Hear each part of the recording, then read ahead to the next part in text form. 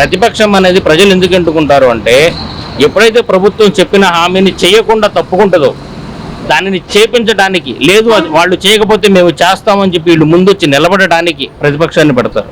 ప్రతిపక్షం లేకుండా ఎప్పుడూ కూడా అధికార పార్టీ అనేది అమలు చేస్తుంది అనేది ఒట్టి మాట. సో ప్రతిపక్షం కంపల్సరీ ఉండాలి. ప్రతి సభలోనూ ప్రతిపక్షం అనేది కంపల్సరీ ఉండాలి. ప్రతిపక్షం గొంతు నొక్కేస్తే మన కేసీఆర్ పరిస్థితి ఏమైందో మీరు చూశారు. సో ఇక్కడ రేపొద్దున ప్రతిపక్షం లేకపోయినా సరే వాళ్ళు సొంతంగా వాళ్ళు అనుకున్నవి వాళ్ళు చేసుకుంటూ వెళ్తే ప్రజల నుంచి మళ్ళీ అదే వ్యతిరేకత వస్తుంది. అంటే ఇప్పుడు అంటే జోగి రమేష్ గారి కొడుకుని అరెస్ట్ చేయడం కావచ్చు, రోజాని అరెస్ట్ చేయడం, ఇవన్నీ కూడా కేవలం కక్షపూరితంగానే చేస్తున్నారని అంటున్నారు. అది నిజమేనంటారా? ఇప్పుడు జోగి రమేష్ గురించి మాట్లాడుతున్నారు మీరు. జోగి రమేష్ గారు 5 సంవత్సరాల్లో నిజాయితీగా ఎన్ని పనులు చేశారండి? వాళ్ళ కుమారుడిని అరెస్ట్ చేశారు. అవునండి, అది ఇప్పుడు జోగి రమేష్ గారు సంపాదించారు అని అంటే అది ఎవరికి? వాళ్ళ కుమారుడికే కదా. జోగి రమేష్ గారు అధికారంలో ఉన్నారు అంటే వాళ్ళ కుమారుడు ఒక బర్త్డే పార్టీ తీసుకుని ఒక 10 కార్లు పెట్టుకుని ర్యాలీ వెళ్తే ఏ పోలీసులు ఆపకుండా వెళ్తున్నారంటే ఆయన ఎమ్మెల్యేనే కదా. అది సామాన్యుడు జరుగుతుందా? మరి సామాన్యులు ఎంతమంది ఇబ్బంది పడుతున్నారు రోడ్ల మీద? అది కనపడతలేదా గవర్నమెంట్కి? ఇలాంటి అరాచకాలు చేసిన రోజేమో మేము మంచివాళ్ళము, ఆ రోజు టీడీపీ వాళ్ళని ఫర్ ఎగ్జాంపుల్ వైసీపీ వాళ్ళు ఇబ్బంది పెట్టుంటే ఈ రోజు వాడి మీద కక్ష తెచ్చుకునే సమయం వచ్చి వీడు తీర్చుకుంటే వీడు మా మీద దాడి చేస్తున్నాడు. వాడు చేయకపోతే వీడు చేయడు కదా. ఇప్పుడు మీకు నాకు ఏ గొడవ లేదు. మీరు ఏదో రోజు నన్ను తిడితేనే నేను మీ మీద దాడి చేస్తాను. మిమ్మల్ని తిట్టినప్పుడు నేను మీ మీద దాడి చేయాల్సిన అవసరం నాకేముంది? నువ్వు నిజాయితీగా ఉన్న వాళ్ళు చాలామంది ఎమ్మెల్యేలు ఉన్నారు, వాళ్ళ కొడుకుల మీద దాడి చేయట్లేదే. నువ్వు ఆ రోజు మంచిగా ఉండి ఈరోజు నీ మీద చేయరు కదా. ప్రజలు ఒక వ్యక్తిని ఎందుకు ఓడిస్తారు? ఆ వ్యక్తి మాట్లాడే విధానము, ఆ వ్యక్తి చేసే పనులు, వాళ్ళ అధికారంలో ఉన్నప్పుడు ప్రవర్తించిన ప్రవర్తన, ఈ 3 సరిగా లేనప్పుడు సామాన్యుడు సమయం వచ్చినప్పుడు ఖచ్చితంగా బుద్ధి చెప్తాడు ప్రభుత్వం ఏదైనా సరే. సార్ ఇప్పుడు ఆరోగ్యశ్రీని కూడా నిలిపివేస్తామంటున్నారు కదా, దాని మీద మీ అభిప్రాయం? ఇప్పుడు ఆరోగ్యశ్రీ అనేది ఎలా పుట్టిందండి? సామాన్యుడికి ఒక సామాన్య వ్యక్తి ఎప్పుడైతే అతనికి మించినటువంటి భారం అతను చూపించుకుని అతని ప్రాణాన్ని నిలబెట్టుకోలేనటువంటి పరిస్థితి వచ్చినప్పుడు మహానుభావుడు వైఎస్ రాజశేఖర రెడ్డి గారు ఆయన తీసుకొచ్చినటువంటి పథకం, ఆ పథకాన్ని ఒక సమూలమైనటువంటి మార్పులు తీసుకొచ్చి ఎలాగూ నిజంగా ఎవరైతే అవసరం ఉందో వాళ్ళకు ఒక చేతికి డబ్బులు ఇవ్వకుండా ప్రభుత్వం నిన్ను ఆదుకోవడానికి రెడీగా ఉందని ఒక కార్డు ఇచ్చి ఆ పర్టికులర్ వాళ్ళు వెళ్ళి 10 మంది చుట్టూ తిరగకుండా వాళ్ళు ఎవరైతే ఏ సమస్య అయితే ఉందో పలానా డిపార్ట్మెంట్ కనెక్ట్ అయితే వాళ్ళకి సేవలు అందించే ఏర్పాటు చేస్తే ఆయన 50 సంవత్సరాలు పోరాడితేనే ఆయన మైండ్లో నుంచి వచ్చిన వాళ్ళ ఆలోచన ఆరోగ్యశ్రీ. అలాంటి ఆరోగ్యశ్రీ అనేది ఎప్పుడైతే ప్రభుత్వం తీసేద్దాము లేదంటే డబ్బులు కట్టమని ఆలోచించిందో ఆ ప్రభుత్వానికి ఆ రోజు నుంచి కూడా డౌన్ఫాల్ మొదలైనట్టే. అలాంటి పథకాలు ముట్టుకోకూడదు. అంటే గత ప్రభుత్వంలో బకాయిలు ఉన్నాయి, అందువల్ల దీన్ని నిలిపివేస్తున్నామని అంటున్నారు. నిలిపివేస్తారన్నారా? అవునండి, ప్రభుత్వం బకాయిలు ఎంత బకాయిలు ఉన్నాయండి? ఒక రోజుకి మన దగ్గర నుంచి జిఎస్టీ ఎంత తీసుకుంటున్నారు? ఒక సామాన్యుడు ఎంత జిఎస్టీ కడుతున్నాడు? ఒక మిడిల్ క్లాస్ వ్యక్తి ఎంత జిఎస్టీ కడుతున్నాడు? ఇప్పుడు మిడిల్ క్లాస్ వ్యక్తి ఒక జిఎస్టీ రూపంలో ఒక పెట్రోల్కి కావచ్చు, లేదంటే నిత్యావసర వస్తువులకు కావచ్చు, లేదంటే కనుక ఇంట్లో బట్టలు అవి కొనుక్కోవడానికి కావచ్చు, ప్రతి ఒక్క మిడిల్ క్లాస్ వ్యక్తి కడుతున్నాడు. మిడిల్ క్లాస్ వ్యక్తికి ఎటువంటి లాభం చేకూరుతుంది ప్రభుత్వం నుంచి? మీరు పథకాలు పెడుతున్నాను అని అంటున్నారు. ఇప్పుడు మీరు కలెక్ట్ చేసేటటువంటి ట్యాక్స్ ఏదైతే ఉందో 5 కోట్ల మీద కలెక్ట్ చేసి నా ప్రభుత్వం తరపున నేను 1 కోటి మందికి 2 కోట్ల మందికి నా ఇష్టం వచ్చినట్టు నేను పథకం ఇస్తానంటే నువ్వు ఎవరండి పథకం ఇవ్వడానికి? సామాన్యుడు నువ్వు పథకం నువ్వు తప్పులేదు, ఏ రూపంలో ఇవ్వాలి అది? అట్లాగే మిడిల్ క్లాస్ వాడి దగ్గర హై క్లాస్ వాడి దగ్గర డబ్బులు తీసుకుని నువ్వు పంచుతావా? దానికి కాదు కదా ట్యాక్స్ కట్టేది. బ్రిటిషర్స్ని ఎందుకు తవరేసాం? 78 సంవత్సరాల క్రితం బ్రిటిషర్స్ని వాళ్ళు పెట్టేటటువంటి టార్చరు, మనం పండించిన పంట మీద వాళ్ళు ట్యాక్స్ తీసుకోవటం వల్ల వాళ్ళు మాకు వద్దు అని చెప్పి వాళ్ళని తవరేసాం. ఇవాళ అంతకన్నా ఎక్కువ భారం ప్రజల మీద వేస్తున్నారే. మిడిల్ క్లాస్ వాడు ఎందుకు ట్యాక్స్ కట్టాలి? ఇప్పుడు నేనున్నాను, నాకు ఎటువంటి ఉపయోగం లేనప్పుడు నా ఫ్యామిలీకి కానీ నాకు కావాల్సినటువంటి గ్రామంలో రోడ్డు కానీ డ్రైనేజ్ కానీ లేనప్పుడు నేను ట్యాక్స్ ఎందుకు కట్టాలి? నా ట్యాక్స్ నువ్వు అధికారంలోకి వచ్చే నా పార్టీ తరపున నేను నీకు ఇది చేస్తానని చెప్పడానికి నువ్వెవరు?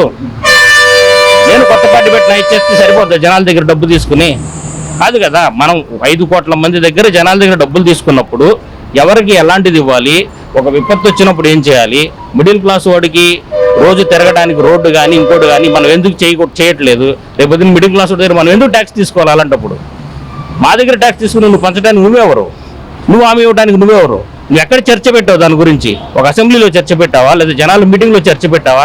నీకు నువ్వే మాట చెప్పడం, నీకు నువ్వే ఫ్రీ బస్ ఇస్తానంటావు, నీకు నువ్వే ఫ్రీ కనెక్షన్ ఇస్తానంటావు. ఎవరి డబ్బులను ఇస్తావు? నేను ఎందుకు ట్యాక్స్ కట్టాలి? ఇప్పుడు చదువుకున్న వాళ్ళందరూ రేపొద్దున ఒక స్టేడియంలో మీటింగ్ పెట్టి ట్యాక్స్ మేము కట్టాలి, రోడ్డు కట్టంగా పడుకుంటే నువ్వు ఎక్కడి నుంచి తీసుకొచ్చి అమలు చేస్తావు పథకాలు? ఎందుకు ఇస్తున్నారు మీరు హామీలు? చదువుకున్న వ్యక్తి అసెంబ్లీలో లేకపోవడం వల్ల, చదువుకున్న వ్యక్తి ఎప్పుడైతే ఒక చట్టాన్ని చేసే స్థితిలో లేకపోవడం వల్ల, ఒక జయప్రకాష్ నారాయణ లాంటి వాళ్ళు, లేదంటే చాలా మంది ఉన్నారు, నేను పేర్లు చెప్పకూడదు, అలాంటి వాళ్ళు మన అసెంబ్లీలో లేకపోవడం వల్ల మన దౌర్భాగ్యం. వచ్చిన డబ్బుల్ని ఎలా సమర్థించాలో తెలియదు, ఒక హామీ ఇచ్చేటప్పుడు ఎలా ఇవ్వాలో తెలియదు, ఒక హామీ అమలు చేసేటప్పుడు దీన్ని ఏ పద్ధతిలో అమలు చేయాలో తెలియదు. నేను మాట ఇచ్చాను, 100 మందికి భోజనం పెడితే సరిపోద్దండి. ఇప్పుడు ఆ పథకం నా గ్రామంలో ఒక్కడు కూడా రాదు. మీరు చెప్పినటువంటి అన్న క్యాంటీన్ ఇప్పుడు నా ఆ పథకం అమలు చేసినట్టే చేయనట్టే చెప్పండి మీరు. ఒక సిటీలో ఉంటే ఇక్కడ బస్ స్టాండ్ పక్కన ఉన్న 100 మంది తినడానికి లేక 10 రూపాయలు ఇవ్వమని 5 రూపాయలు చెప్పి అడిగేవాళ్ళు 100 మంది. ఇక్కడ అన్న క్యాంటీన్ ఉండదు. ఆ క్యాంటీన్ ఉపయోగపడినట్టే లేనట్టు చెప్పండి మీరు. ఏదో సిటీ మూల పెడితే సరిపోతుందా? అంటే మేము నలుగురికి ఇట్లా ఉపయోగపడేలాగా చేస్తామని వాళ్ళు చెప్తున్నారు కదా సార్. అవునండి, ఓపెన్ చేయండి. ఇప్పుడు నీకు దానికి ఎంత డబ్బులు? ప్రభుత్వం డబ్బులే కదా. నువ్వు సొంత డబ్బులు జేబులోంచి 4 ఎకరాలు అమ్మి నువ్వు తీసుకురావట్లేదు కదా. వచ్చిన ప్రభుత్వ డబ్బు నువ్వు 1000 కోట్లు 2 కోట్లు పెట్టేది 5,000 కోట్లు పెట్టి అన్ని చోట పెట్టు. సిటీ మూల ఎక్కడో అవుట్స్కట్స్ లో పెట్టి ఒక 1000 మందికి భోజనాలు పెట్టి 4 ఫోటోలు తీసి పెడితే లోకం మొత్తం భోజనం వస్తుందండి? రాదు కదా. అందరికి అవసరం లేదు కదా 5 రూపాయల భోజనం. ఎక్కడైతే జనాల రద్దీ ఉంటుందో అక్కడే జనాలు ఎక్కువ మంది తినడానికి లేని వాళ్ళు ఉంటారు. వాళ్ళకు ఉపయోగపడాలి అది. నేను ఎక్కడో సిటీలో ఒక మూల పెట్టేస్తే నేను పెట్టేశాను అయిపోయింది ఇక నా పని అని అంటే అయిపోతుంది కదా. అలాంటప్పుడు ఎందుకు ఇస్తున్నారు? అట్లా ఇవ్వాల్సిన అవసరం లేదు కదా. మీరు ట్రస్ట్ లాగా పెట్టేసేయండి. ఒక 10 ట్రస్టులు పెట్టేస్తే ట్రస్ట్కి నచ్చినోడు ఎవడైతే ఉన్నాడో సేవ చేయాలన్న ఈ దృక్పథం ఎవడుందో వాళ్ళు ఆ ట్రస్ట్లో జమ చేస్తారు. ఆ ట్రస్ట్ తరపున పెట్టించండి. నువ్వు ఈరోజు గవర్నమెంట్ ఉండి రేపు నీడు వచ్చి ఆడు పెట్టాడని వీడు తీసేసి వీడు వచ్చాడని ఆడు తీసేసి ఎందుకంటే ఇవన్నీ అసలు వాళ్ళ పేర్లు ఎవరు పెట్టుకోమన్నారు చెప్పండి. ఇప్పుడు రాజశేఖర రెడ్డి వస్తేనేమో రాజశేఖర రెడ్డి, జగన్మోహన్ రెడ్డి పేరు, చంద్రబాబు నాయుడు వస్తేనేమో చంద్రబాబు నాయుడు. ఎవరు డబ్బులని పెట్టుకుంటారు వాళ్ళ పేర్లు? అసలు ఎందుకు పెడుతున్నారు ఆ పేర్లు? ఇదంతా టోటల్లీ కూడా వ్యవస్థ నాశనం చేసేశారు. ఎడ్యుకేటెడ్ ఎప్పుడైతే అసెంబ్లీలో ఉండడో అప్పటి వరకు కూడా ఈ వ్యవస్థ బాగుపడదు. ప్రజలను మోసం చేస్తూనే ఉంటారు. వీడు చెప్తే వాడి మీద చెప్తాడు, వాడు చెప్తే వీడి మీద చెప్తాడు. మన పరిస్థితి ఎలా ఉందో ఒకసారి ఆలోచించండి. ఇక్కడ ఉన్న వాళ్ళకి ఎంతమంది ఉద్యోగాలు వస్తాయి? ఇక్కడ ఉన్నటువంటి రోడ్లు ఎప్పుడు బాగుపడతాయి? రేపొద్దున ఇంకొక 10 సంవత్సరాలు జరిగిన తర్వాత, ఇవాళ 10 సంవత్సరాలు అప్పులు ఉన్నాయి, అప్పులు తీసుకొచ్చారు, రేపు అప్పు ఇచ్చేవాడు ఉండడు. ఆ రోజు మన జనాల పరిస్థితి ఏంటో ఒకసారి ఆలోచించండి. అందరూ తట్టాబుట్టా సర్దుకుని హైదరాబాదు, బెంగళూరు, చెన్నై వెళ్ళిపోయే పరిస్థితి వస్తుంది చదువుకున్న వాళ్ళు. Okay, thank you. ప్రజలకు వైసీపీ ప్రభుత్వం వచ్చిన తర్వాత ఎన్ని గ్రామాలకు వెళ్ళి ఎన్ని రోడ్లు పోసాడు, ఎన్ని వాటర్ సమస్య ఉన్న చోట ఎన్ని వాటర్ ట్యాంకులు కట్టాడు.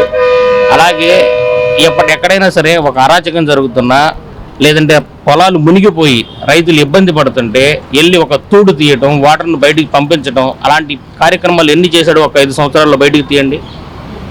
ఇది ఒక ప్రతి పల్లెటూరు నుంచి, ప్రతి విద్యా రైతు దగ్గర నుంచి, అట్లాగే ప్రతి చదువుకున్నటువంటి వ్యక్తి కూడా ఇలాంటి వ్యక్తి మాకు నాయకుడు వద్దు అనుకుని ఓట్లేశారు. ఇంకోటి ముఖ్యమైనది ఏంటంటే, జగన్మోహన్ రెడ్డి గారు ఎప్పుడైతే రైతు చట్టం అనేది సెంట్రల్ గవర్నమెంట్ నుంచి వచ్చిందో ఆ చట్టంలో మార్పులు చేసి రైతులకి అన్యాయం జరిగేటట్టుగా సివిల్ కోర్టు అనేది లేకుండా, సామాన్యుడు వెళ్ళి ఫైట్ చేసి వాడి భూమిని వాడు తీసుకోవడానికి లేకుండా హైకోర్టు ద్వారా తీర్పిచ్చి మళ్ళీ పార్టీ తరపున ఎవరినైతే నియమిస్తారో వాళ్ళ దగ్గరికి వెళ్ళి సెటిల్ చేసుకోవాలన్నటువంటి నియమం అనేది టోటల్గా రాంగ్.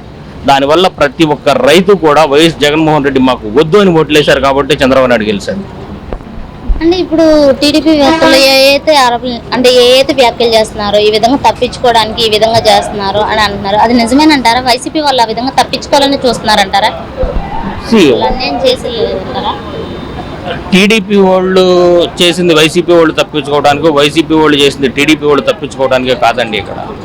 ఇక్కడ ఏంటంటే, ఇప్పుడు చంద్రబాబు నాయుడు అనే వ్యక్తి 6 హామీలు, సూపర్ 6 అనేటటువంటి పథకాలు ఇచ్చారు. అది తప్పించుకునేది కాదే. సామాన్యుడు ఆ పథకాన్ని నమ్మి నీకు ఓటేశాడు. అది సామాన్యుడు నిన్ను నిలబెట్టడానికి ఏ రోజైనా సరే సామాన్యుడికి 5 సంవత్సరాల్లో అర్హత అనేది ఉన్నది. అది నువ్వు తప్పించుకునేది కాదు. నువ్వు చేయనప్పుడు ప్రతిపక్షాన్ని ఎందుకు పెట్టాము?